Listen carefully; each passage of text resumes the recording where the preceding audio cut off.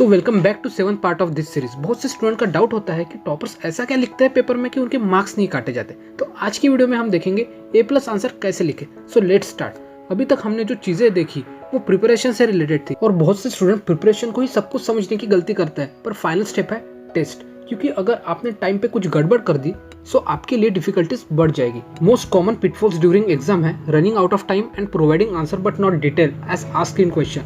और ये दो प्रॉब्लम्स आपके लिए डिफिकल्टीज क्रिएट कर सकते हैं। अब इसका रीजन समझते हैं। क्योंकि अगर आप किसी क्वेश्चन को डिटेल में लिखते हो तो टाइम आपके हाथ से निकल जाएगा, और अगर आप टाइम बचाने के चक्कर में क्वेश्चन नहीं समझ पाए तो आपका आंसर इनकम्प्लीट रहेगा।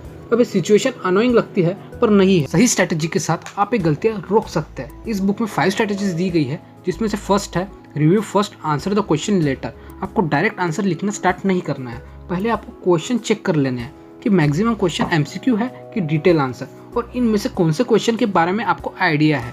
अब रिव्यू करना क्यों जरूरी है?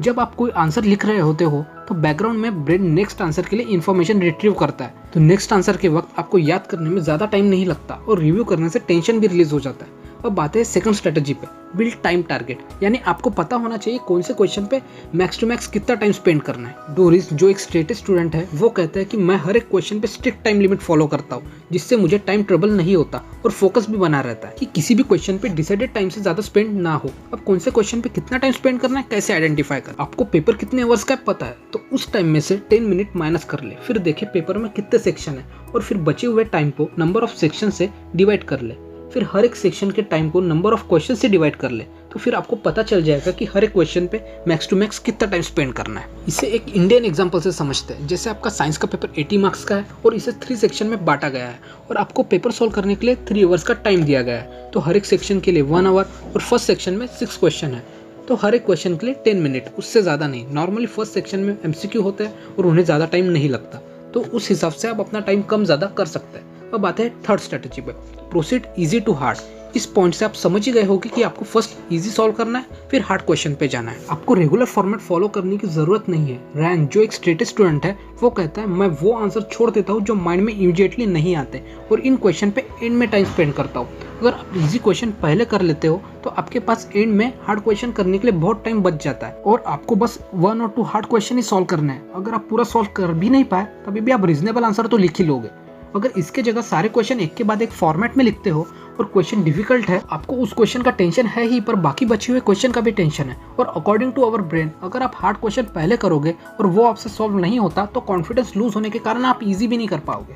अब आते हैं फोर्थ स्ट्रेटेजी पे, आउटलाइन एसे। या एसे का मीनिंग है डिटेल क्वेश्चन, और आपको भी पता है कि डिटेल क्वेश्चन पे ही आप सबसे ज्यादा मार्क्स लूज करते हो, इसलिए क्वेश्चन पहले अच्छे से पढ़ो, फिर आप जितना भी रिकॉल कर पा रहे हो उसकी थोड़ी थोड़ी आउटलाइन रफ में लिखो, और जब आप सारे पॉइंट्स आउटलाइन में लिख लो तो फिर एक साथ सही फॉर्मेट में प्रेजेंट करो। अब आपको ये वेस्ट ऑफ टाइम लग रहा होगा, पर स्टेटस स्टूडेंट यही करते हैं। अगर आप ये स्ट्रेटेजी फॉलो करने की जगह डायरेक्टली लिखना स्टार्ट कर देते हैं तो आपका आंसर फ्लो में नहीं रहेगा और आप मार्क्स लूज कर दोगे। अब आते हैं लास्ट स्ट्रेटेजी पे, चेक योर वर्क। यानी जैसे हमने लास्ट में 10 मिनट्स अलग से निकाल के रखे थे, उसमें हमें रीचेक करनी है सारी चीज़ें, क्योंकि बहुत बार हम स्मॉल मिस्टेक्स कर देते हैं और क्वेश्चन फिर से देखने के बाद आपको याद आता है, तो वहाँ एरो करने में या कट करने में या कोई नया वर्ड लिखने में डरो मत, क्योंकि प्रेजेंटेशन से ज़्यादा इंपॉर्टेंट कंटेंट है। अब अगर आप ये 5 स्ट्रेटेजीज फॉलो करते हो तो क्लास से निकलने के बाद खुद से खुश रहोगे, और आंसर को रीचेक करना ही एवरेज और अबव एवरेज स्टूडेंट को डिफरेंशिएट करता है। तो आज की वीडियो में हमने देखी 5 strategies to provide A+ answer, जिसमें फर्स्ट था review first answer the question letter. यानी पहले देख लो पेपर कितना बड़ा है और आपको क्या क्या आता है। फिर सेकंड स्ट्रेटेजी थी बिल्ड टाइम टारगेट, यानी हर एक क्वेश्चन के लिए एक टाइम लिमिट सेट करनी। थर्ड स्ट्रेटेजी थी प्रोसीड इजी टू हार्ड, यानी पहले इजी क्वेश्चन करने फिर हार्ड क्वेश्चन, फिर जिससे आपका कॉन्फिडेंस बना रहे और हार्ड क्वेश्चन के लिए इनफ टाइम रहे।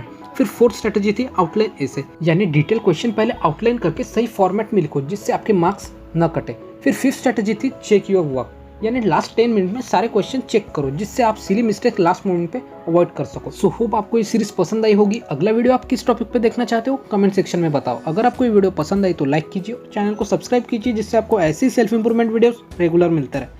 And thanks for watching.